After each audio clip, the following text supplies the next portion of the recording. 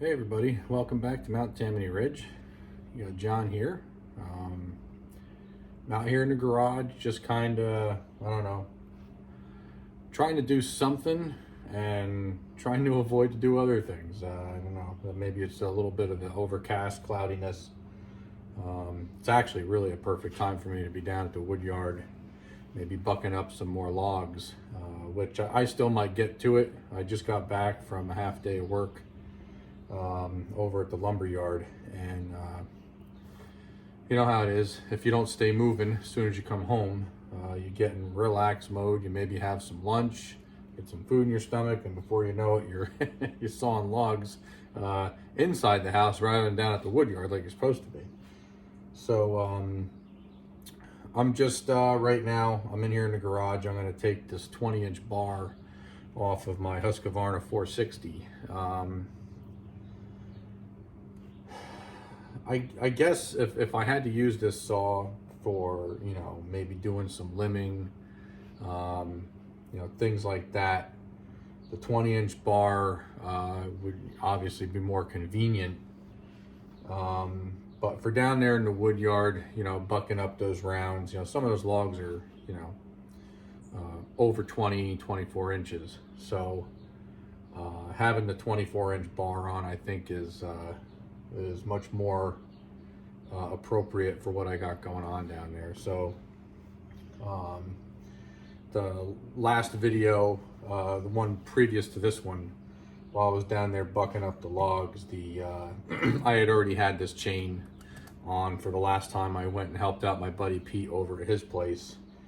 So it wasn't really, it wasn't as sharp as it was obviously when I took it out of the chain drawer on my toolbox. So I'm gonna pop this off, put a freshly sharpened chain on for the 24-inch bar, and either later today or earlier tomorrow morning, before we fire up the splitter and get to doing that, we're probably gonna, you know, either have already had logs bucked up from this evening or from tomorrow morning. So undecided on that, but I'll get the camera in the best angle I can. All I got is my little dash mount magnet on the back of the phone to hold it on the toolbox right now, and the tripod's all the way down yonder, so I really don't feel like running down there to get it, to be honest. So yeah, let me get the camera relocated on the toolbox here, so you can at least see a little bit about you know, what I'm doing here. Not that you can't already imagine what I'm about to do. So, but I just figured I'd while I was out here in the garage tinkering around, I'd bring you guys along just to hang out. So let me stop yammering. I'll get you guys to where you need to be.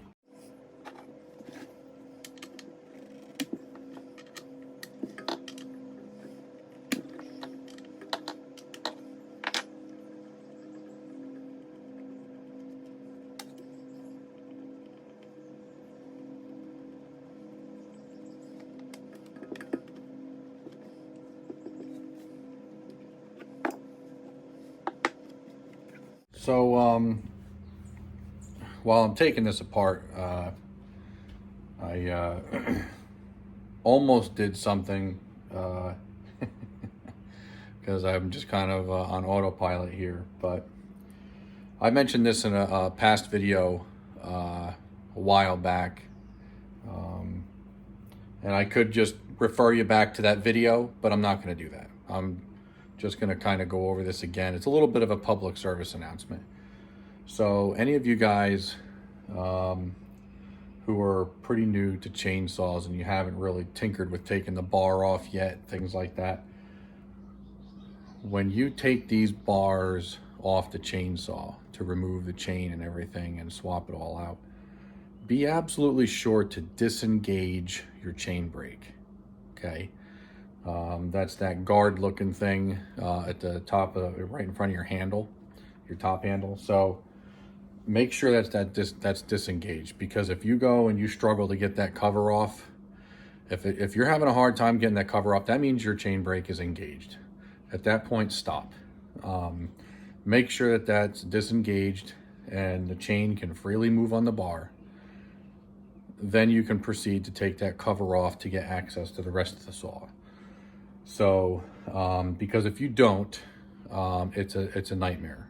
Okay, it can be a real pain in the butt, especially if you've never, well, struggled through it like I did once a long time ago. So, what I'm going to do is I'm going to switch the camera around here, and I'm going to show you the back side of this clutch cover, and I'm going to basically give you a rundown of what parts, how can I say, get jacked up when you do it that way, and you know, kind of why you want to avoid it.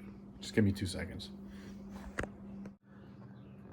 All right, so this is the clutch cover to this saw, okay?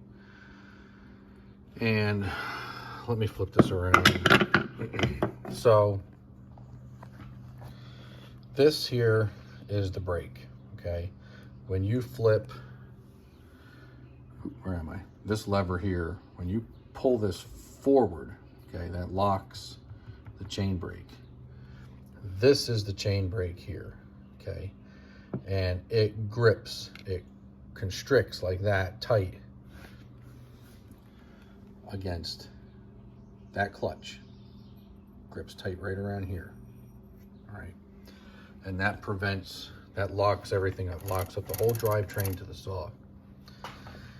So when this is gripped tight against here, when this is gripped tight against the clutch, once you pull that off of there, okay, this piece here, there's a brake system, will actually constrict even tighter, all right?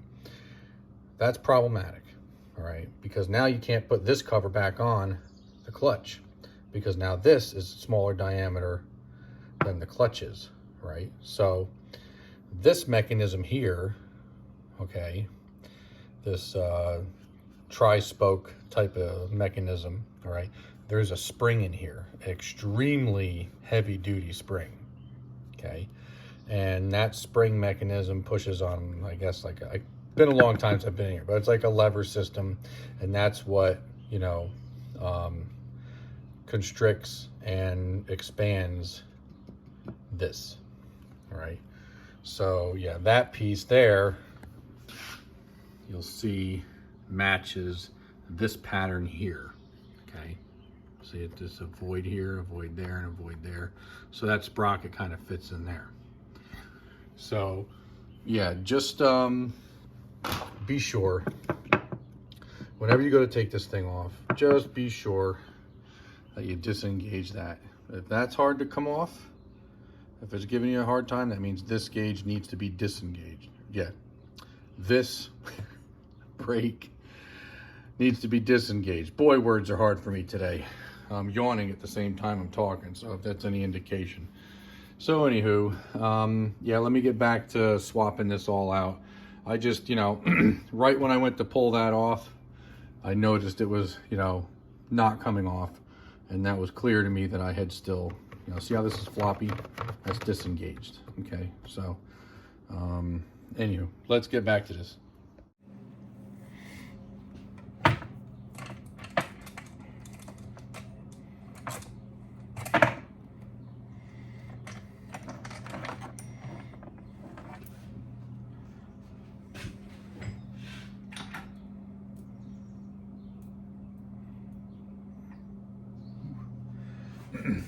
Forgot to clean this bar out when I took it off. I just hung it up with the used chains. I have to clean that up before I put this back together for sure. So now that I'm thinking, I'll hang that chain back up. Actually, duh, that's the 20-inch chain. Put that over here with the other used ones. Take this 20-inch bar off. And while I'm thinking about it, I'll clean this one up as well.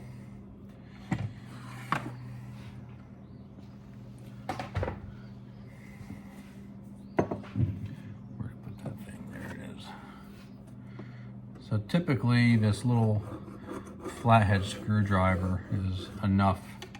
It's just the right size to fit down in there. clean out any debris, which looks like really not a whole lot. That's good, nice and clean.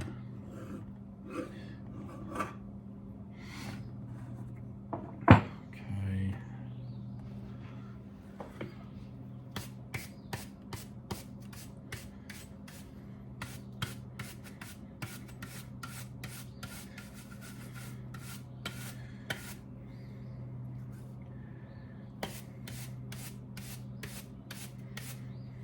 We'll have to take that over to the air compressor, make sure all the little holes for the oiler are all cleaned out.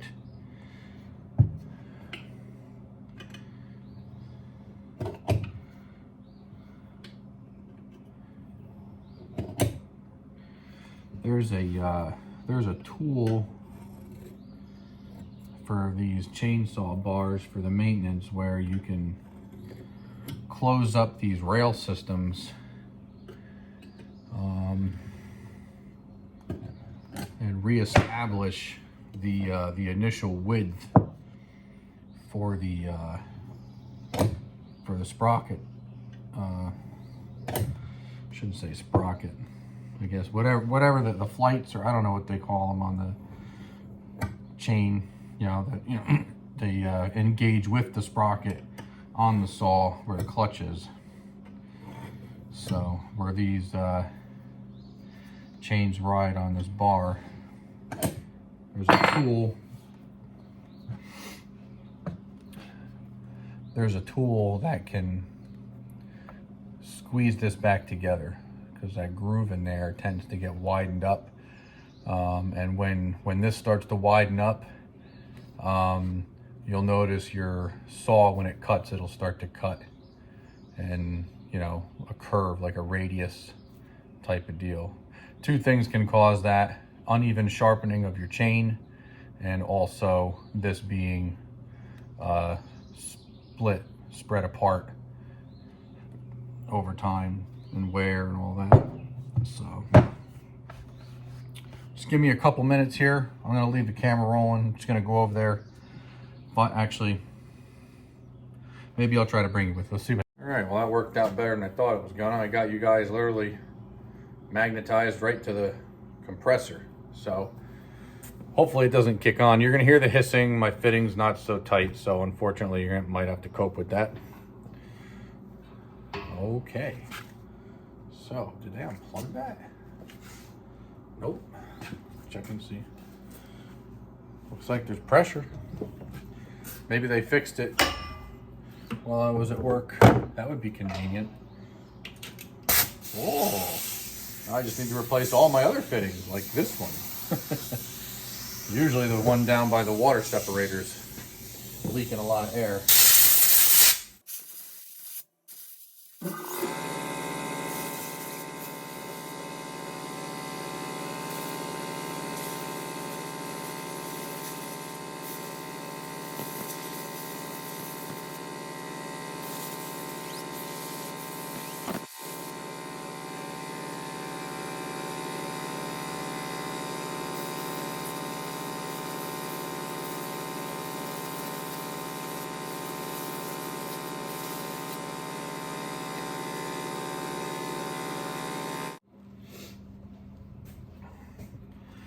All right, now that that noisy voice-activated air compressor is done doing its thing, now maybe, just maybe, I can get back to putting this thing together. So, all set there. Got the clutch cover all cleaned out. The saw is surprisingly clean on the inside. I was really kind of shocked, to be honest, so I'm not going to bother even tinkering with that. All right.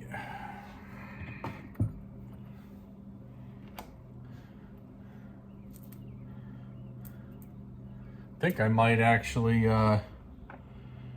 take you guys for a little walk with me when I'm done with this, and go take the top test moisture meter and go check out some of those some of those totes, see what the firewood moisture is looking like. Be something to do. Haven't checked it in a while, so I'm sure there's a difference somewhere.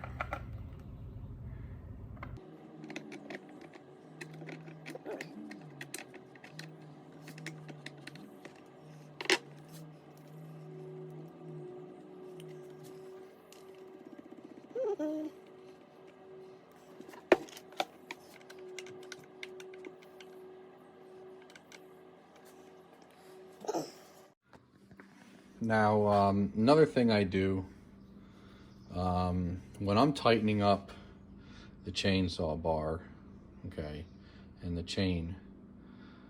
Now, I'm just doing this based on what a friend of mine back when I was a little kid, when I first started messing with chainsaws, when I wanted to keep the chain as tight for the longest period of time as I could, meaning that, you know, sometimes if you may notice, if you've done this, you know, enough times, when you tighten the chain with the slack adjuster, okay, and then you start tightening those two bolts there to clamp the bar into place, sometimes, you know, all of a sudden the chain will go slack and you're like, what in the world? What is the deal with that? So I know I've been there. So what he told me to do was to put the tip of the bar up on something to kind of keep it suspended and kind of under a load. So that way, after I tighten the chain and I want to tighten these these nuts here on the bar clamp, I'll put just a little bit of pressure downward on the handle, pushing it down toward the workbench, and then I'll proceed to tighten those nuts. And it seems to work every single time. You know, I don't have a problem with the chain becoming slack all of a sudden out of nowhere. So I'll get back to it and we'll see what happens.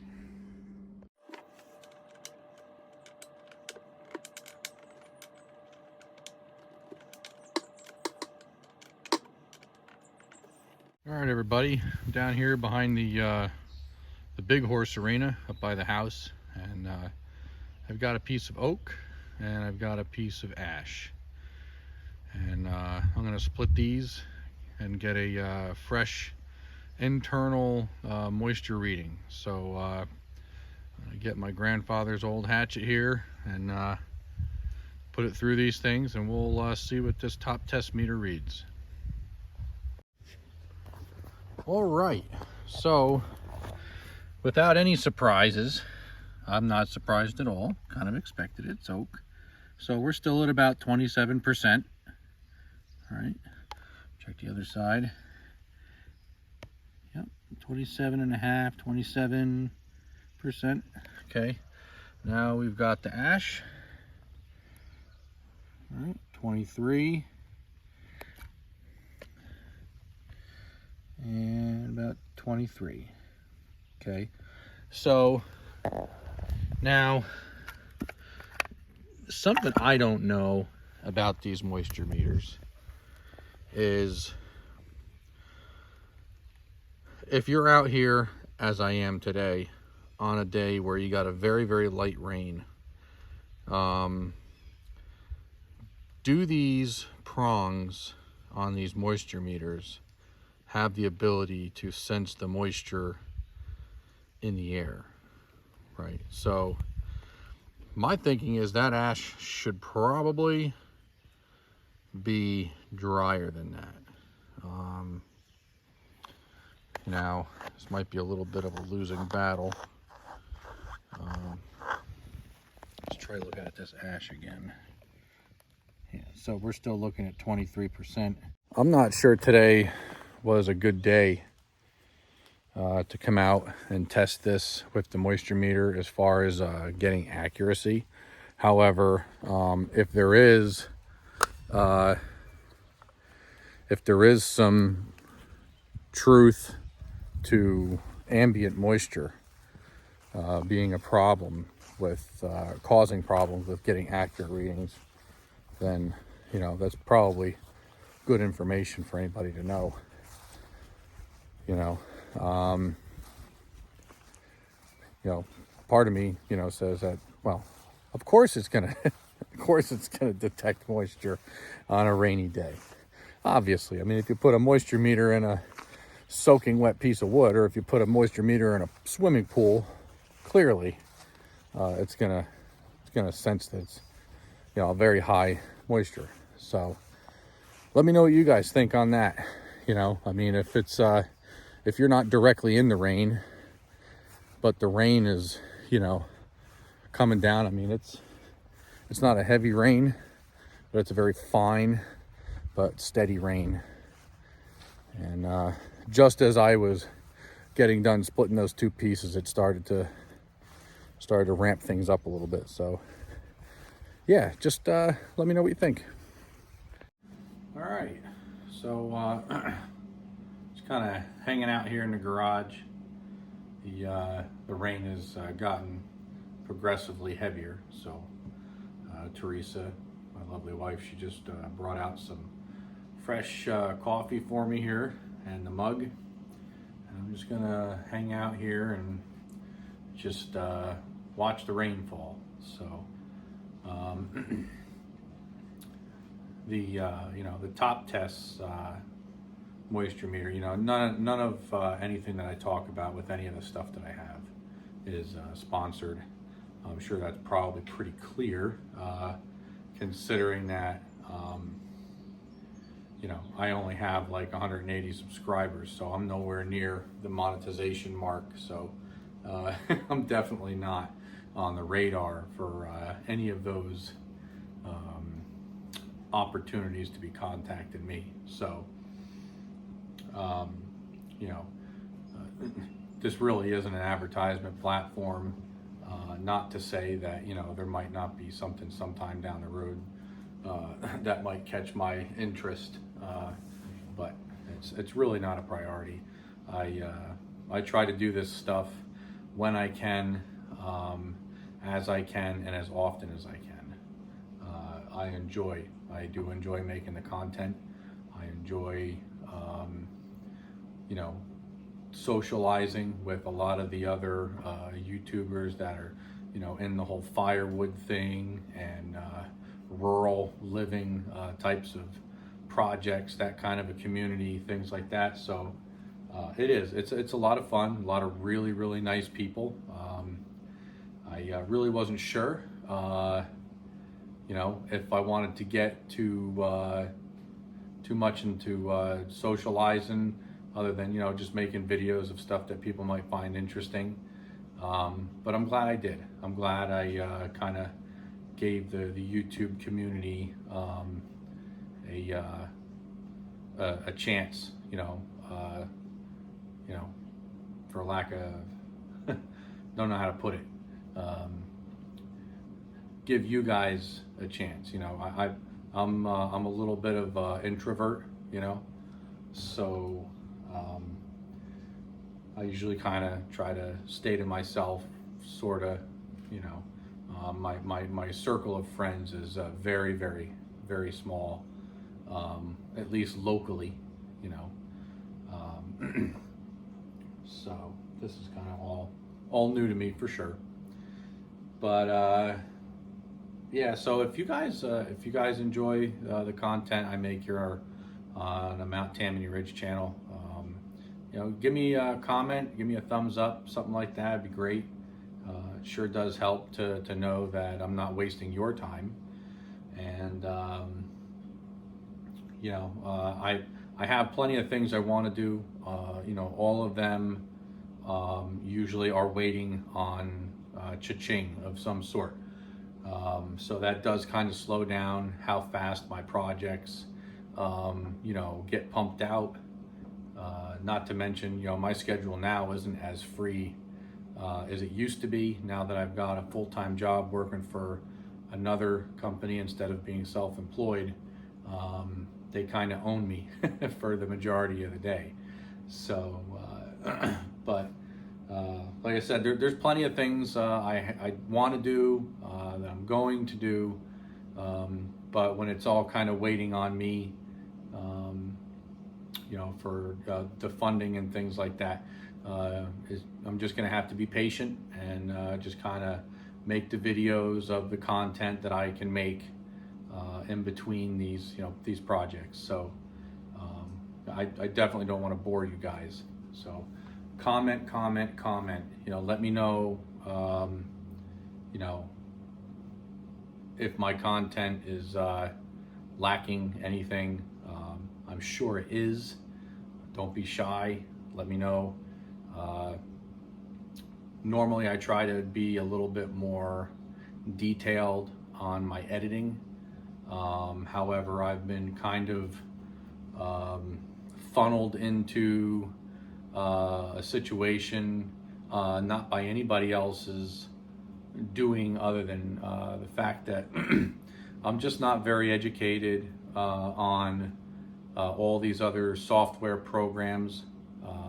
I'm a bit old school. I'm used to hard drives and exterior hard drives, all this application-based technology is very foreign to me. I have a hard time with it because every time you turn around, they want you to pay a monthly fee for this and a monthly fee for that, and so on and so forth. And you almost kind of have to do that if you want to stay relevant in the content creating end of things, because you're limited on music accessibility. There are a lot of good editing. There's a lot of access to decent editing music, but when you go and you watch a YouTube video and you're editing with the same background music as you see on regular TV commercials, you've pretty much used every single available editing music in the background, that fits your genre, I guess. So that's a little bit frustrating. And like I said, I used to buy, I would pay $180 for an editing software that came with a disc and I'd upload it onto the computer. But once I bought it, it was done. And it didn't need updates, and things like that. You had what you had, you paid for what you had, and you could use that infinitely. But now that's just not the case. Every time you turn around, you have to do an update, and there's new stuff and this and that, and none of it's free. So there's always some sort of catch. So anyway, I'm gonna stop rambling. I enjoy hanging out with you guys here on the camera and doing the things that I do. So if you enjoy it, hit that thumbs up, give me some comments, and if you don't mind subscribing. I'd like the channel to grow. There's a lot of cool people out there I'd like to meet, and a lot of them don't know about me yet. So I'll see you guys soon, and have a good evening.